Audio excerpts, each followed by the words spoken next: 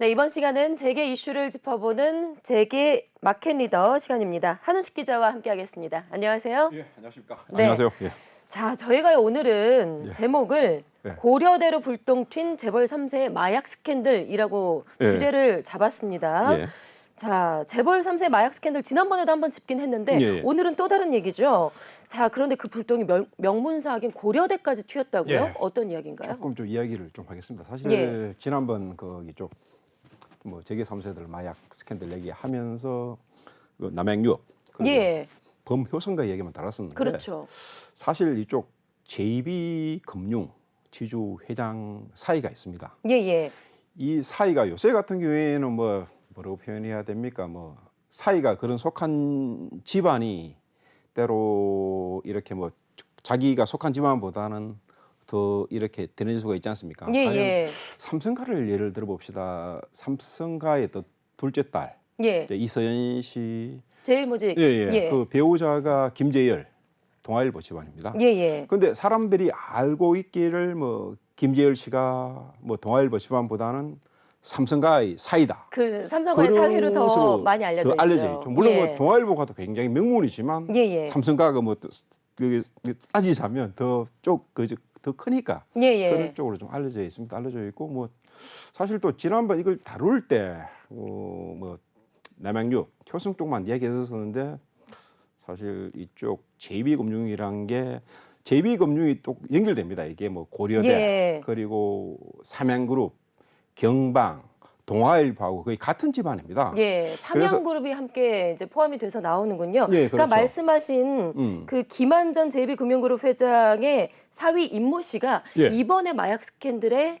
예, 연루가 된 인물인 거죠. 연루가 됐고 사실 이번에 9명 중에서 불구속 기소가 됐었습니다. 예, 예. 이 불구속 기소가 됐는데 뭐 앞으로 뭐 재판 결과를 나와봐야겠죠. 어떻게 될지는 모르겠는데 잠깐 좀 그래픽 좀 보시죠. 그래픽 예. 그리고 이 김한 JB금융 전 회장이죠. 지금 현직에서 물러났습니다. 이분 아버지가 김상엽 전 국무총리입니다. 예, 예. 김상엽 국무총리가 예전에 또 고대 총장까지 지냈었습니다. 그렇죠. 지내고 또 그런 상황이고 요 쭉 다루면서 뭐 고대, 삼양그룹 그리고 경방, 동아일보 다 같이 또 연결된 집안입니다. 아, 다 뻗쳐 있네요. 예, 사실 예. 인천 김성수 선생이 뭐 호남가의 어떤 대표적인 인물이고 한국 근현대사를 좀 이렇게 같이 해왔다는 그런 평가도 있었습니다. 예, 예. 호남계에서는 뭐 김성수 창립자가 워낙에 유명한데 예.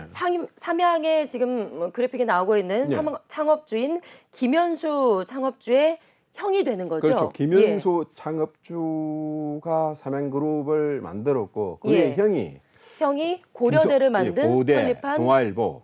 사실 그 김현수 창업주가 삼양그룹을 창업을 만들면서 형한테는 이런 식으로 얘기했답니다. 예. 내가 사업을 해서 도울 테니까 형은 문화사업 내지 교육사업을 하라. 예. 그런 식으로 해서 나름대로 뭐 업무 분담이 이루어졌답니다. 두 분 다 뭐 김현수 창업주 그리고 인천 김성수 선생 둘 다 일본 교토 제국대 경제학과를 나왔었습니다. 예. 교토 제국대 1호 유학생이었습니다. 예. 그 말씀하신 그 김상엽 국무총리 전 국무총리죠. 김상엽 전 국무총리가 김성수 큰아버지가 된 거죠. 그렇습니다. 예, 큰아버지가 되는 거고 고려대 총장을 역임을 했었고요.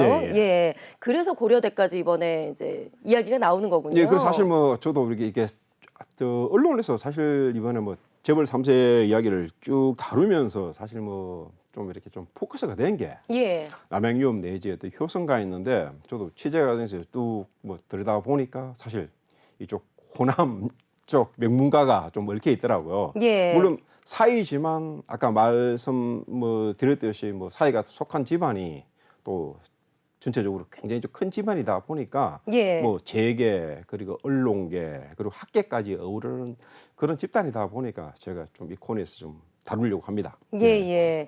그러니까 김 전 회장의 부친이 과거에 문교부 장관 그리고 고려대 총장까지 거치고 16대 국무총리까지 역임한 그 김상엽 전 총리인데 사실 그의 이제 아들인 김한전 JB그룹 회장도 상당히 이쪽 업계에서는 자수성가한 스타일이고 자기 관리가 철저한 인물로 알려져 있었어요. 그런데 예. 이번에 사위가 예. 여기에 연루가 돼서 예. 상당히 지금 난감하다라는 좀 분위기인 몇몇 것 같아요. 언론에서는 좀 이렇게 제2의 금융이 좀 난감하다. 전체적으로 뭐 삼양그룹 예. 내지 뭐 고대, 뭐 동아일보까지 조금 이렇게 좀 뭐 난감하다는 뭐 어떤 그런 표정을 뭐 짓고 있는 모습입니다. 예, 모습 예. 있고 그 사실 요즘 같은 경우가 좀 사이가 뭐 굉장히 뭐 표현이 좀 그런데 좀 사고 치는 경우가 사고를 치면 그쪽에 예. 속한 집안이 좀 이렇게 욕을 먹지 않습니까? 예전 같은 경우에도 옛날에 그 김무성 한나라당 대표였죠. 예. 그쪽 집 사이도 마약을 투약을 해가지고 그때 한 15회 정도 마약을 투약을 했었습니다. 예. 보통 이 정도 범죄 같은 경우에는 실형을 살아야 되는데 집행유예를 받았습니다. 아, 예. 그러니까 약간 그 뭐 시객에서 워낙 이쪽이 정치 거물이다 보니까 이쪽 사이 쪽에 대해서 조금 이렇게 좀 솜방망이 처벌을 했다 하는 그런 뭐 지적도 나왔었습니다. 예, 예.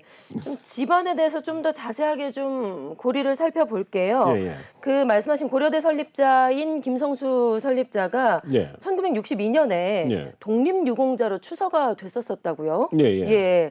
그런데 2018년에 정부에서 좀 이게 취소된 이력이 있다는 것을 알려지고 있어요. 사실 이게 뭐 제가 판단하건대는 이게 일종의 어떤 진영 논리에 따라서 한 것 예. 같은데 사실 서울이 취소된 때가 지난 그 문재인 정부 때였습니다. 예. 그러니까 진보 진영 논리로 보면 굉장히 어떤 인천 김성수 선생 같은 경우에는 굉장히 어떤 그런 좀 이렇게 뭐 일단 친일파다. 예. 뭐 좀 그런 식의 어떤 시각으로 좀 본 것 같아요.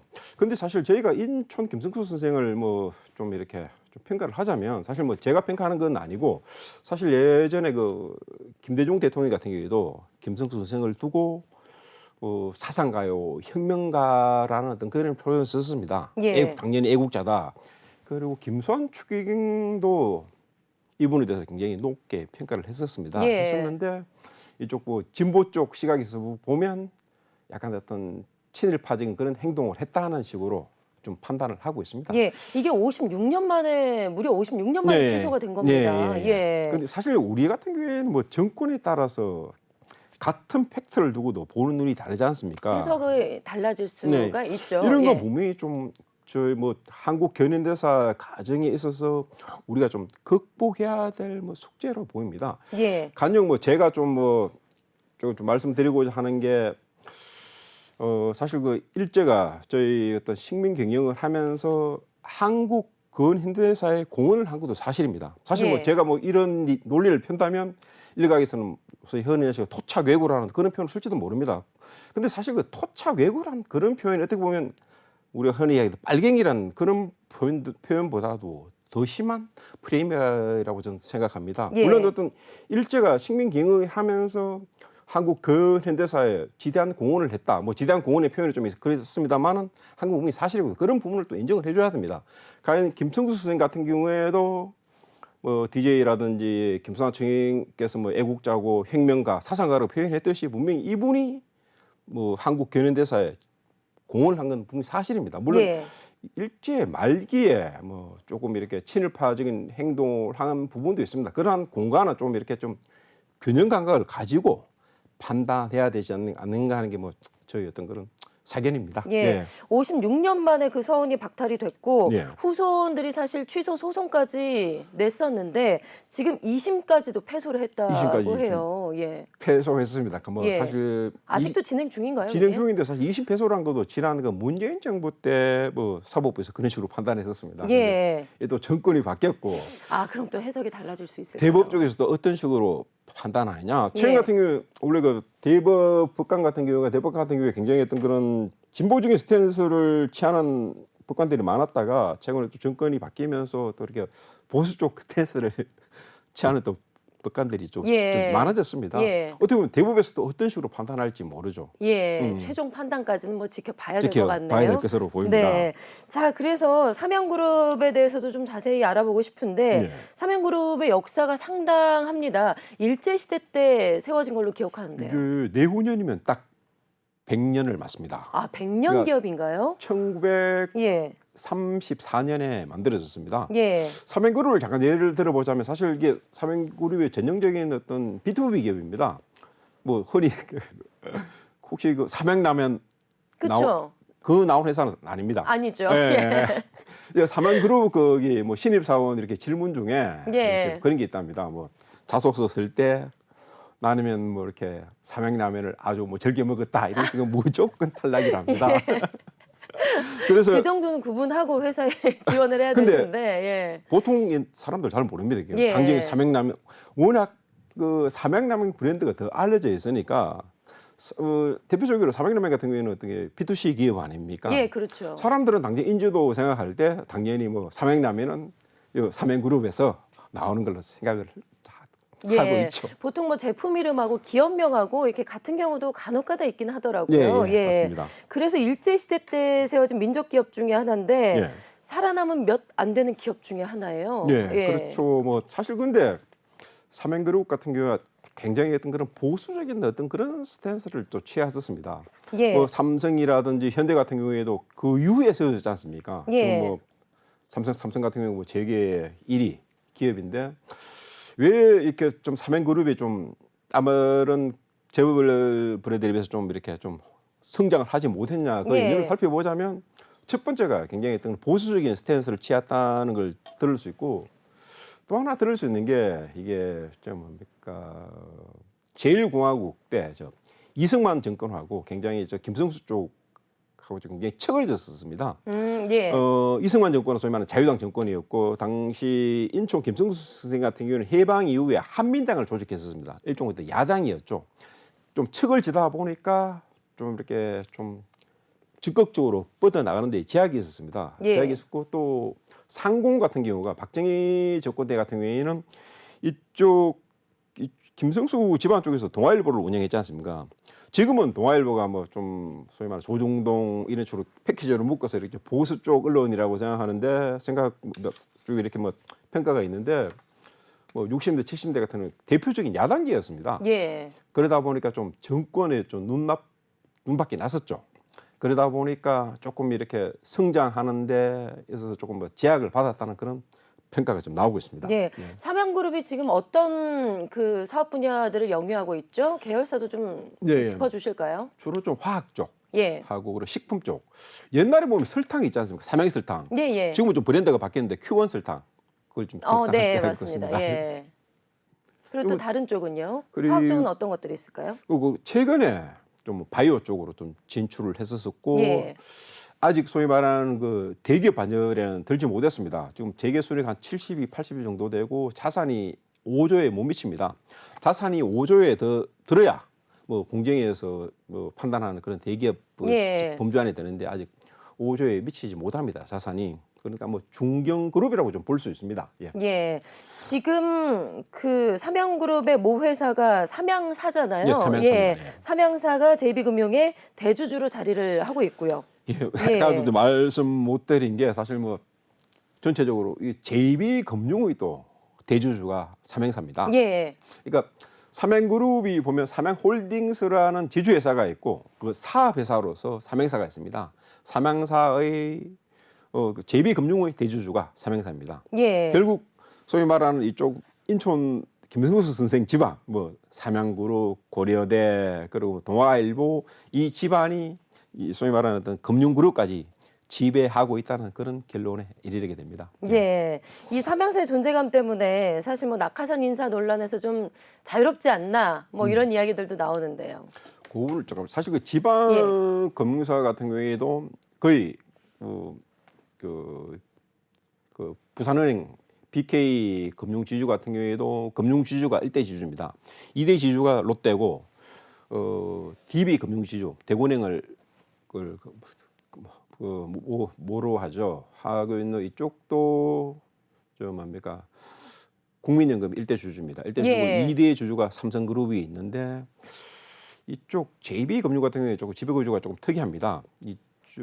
삼양사가 1대 주주입니다. 15%를 갖고 있습니다. 물론 어떤 2대 주주는 어떤 국민연금 쪽인데 그러다 보니까 다른 금융지주 같은 경우에도 좀 이렇게 정치권 뭐 관치금융이라고 표현해야 됩니까?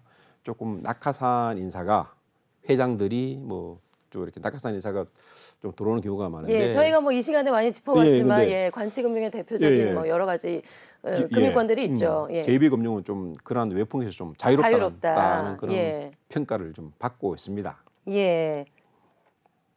자, 그래서 앞서서도 뭐 저희가 잠깐 짚고 넘어갔었는데 김한전 회장의 사위가 임모 씨가 이번에 스캔들에 연루가 됐기 때문에 좀 더 좀 자세하게 알아보면 김한전 회장이 앞서서 뭐 이제 자수성가 스타일이고 평상시에 상당히 소탈하다. 그리고 보니까 전북은행장 출신이더라고요. 호남에서 쭉 이제 성장해온 자수성가한 스타일이라고 알려져 있는데요. 그래서 뭐 거듭 이렇게 부연 설명하지만 그 삼행그룹이 뭐 그쪽 삼행사가 JB금융이 대주다 보니까 이쪽 김한 전 회장이 회장 같은 경우에는 지금 뭐 유클릭이라는 전 IT 업체를 운영하고 있습니다. 예. 그 전에 뭐 전북은행장을 지냈고 그 이후에 금융지주가 생기면서 JB금융 회장직을 맡았습니다. 근데 사실 이번 사건이 터지면서 아까도 뭐 쭉 설명드렸지만 당장 김한 회장의 어떤 그런 사이 아닙니까? 그러다 보니까 뭐 이쪽 JB금융 쪽으로 뭐 언론 쪽에서 좀 많이 좀 이렇게 좀 문의가 들어오는 모양입니다. 과연 임모 씨가 누구냐? 또 좀 취재를 해보니까 아직 나이만 지금 30대 후반 정도 되는 걸로 알고 있습니다. 뭐 지금 뭐 무슨 일을 하는지는 뭐 정확하게 좀 모릅니다. 모르고 이분이 좀 마약 사건에 연루가 된 게 저번에 남양유업 그 누굽니까? 홍모 씨. 홍우석 씨입니까? 홍우석 3세죠. 예. 홍인석 씨. 3세한테 좀 대마초를 공급받아서 뭐 수차례 투약을 했다. 그래서 좀 검찰 쪽에서 뭐 불구속 기소를 한 걸로 알고 있습니다. 알고 있고 사실 뭐 이번에 저 홍인석 씨 같은 경우에는 구속 기소가 됐었습니다. 이번 같은 경우 워낙 이렇게 마약을 공급했었으니까. 근데 나머지 분들 뭐 그 저번에 얘기했던 조현우 효성가 3세라든지 나머지 쪽은 뭐 아직 불구속 기소가 됐습니다. 아직 뭐 검찰 쪽에서 계속 뭐 좀 사건을 조사를 하고 있습니다. 그런데 앞으로 뭐 법원 쪽에서 사법부 쪽에서 어떤 식으로 좀 판단할지는 좀 모르겠습니다. 예. 어쨌건 이번에 여러 가지 이제 얽힌 그 인연으로 인해서 고려대까지 이렇게 불똥이 튀게 됐는데 고려대 쪽에서는 뭔가 입장이 좀 나온 게 있을까요? 사실 뭐 고려대 쪽에서는 아직 뭐 이게 고려대 같은 경우에도 어떻게 보면 이렇게 좀 얽혀서 사실 뭐 고려대가 이렇게 자꾸 좀 부각되는 그런 분위기인데 뭐 고려대 같은 경우에도 고려대 뭐 현재 뭐 재학생들이지 졸업생 같은 경우에는 굉장히 좀 이렇게 좀 그런 눈치죠. 난처한 눈치죠. 좀 얼떨결에 조금 고려대까지 얽히게 된 어떤 그런 모습입니다. 그리고 사실 저번에도 사실 말씀드렸지만 뭐 그 재벌 그 3세들의 어떤 일탈이라고도 볼 수 있지 않습니까? 나름대로 되게 명문가 아닙니까? 어떻게 보면 호남 명문이고 그런 집안의 어떤 그런 3세 자손들인데 제가 보기에는 좀 더 행동에 대해서 신중을 가했어야 되는데 물론 뭐 이분들이 전부 다 보면 이렇게 미국 유학 그런 식으로 좀 연결된 모양입니다. 사실 미국 유학생을 하다 보면 이렇게 좀 마약에 접할 기회가 굉장히 많지 않습니까? 그러다 보니까 마약 좀 투약을 좀 하게 된 걸로 좀 알고 있습니다. 앞서서 그 삼양그룹의 가계도가 그래픽으로 좀 나왔었는데 다시 한번 좀 볼까요? 좀 자세하게 좀 더 짚어볼게요.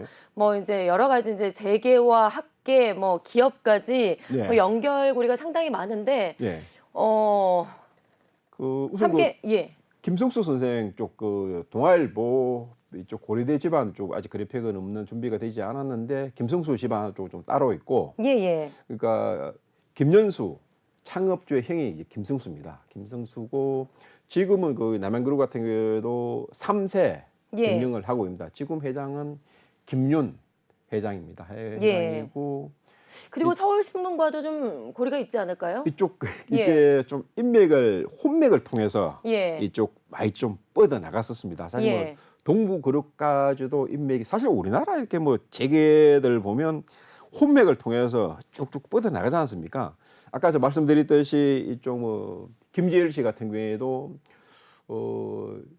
김재일 씨 같은 경우에는 인천 김성수 선생의 정손자입니다. 정손자인데 이분이 다시 뭐 어떤 그런 삼성가로 장가를 갔죠.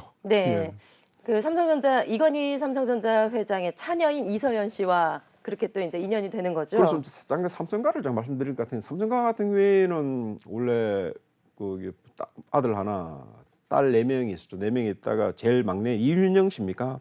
그 뭐 뉴욕에서 어떤 자살을 했었고 사실 삼성가 첫째, 둘째 같은 경우도 다 이혼으로 끝났지 않습니까? 예.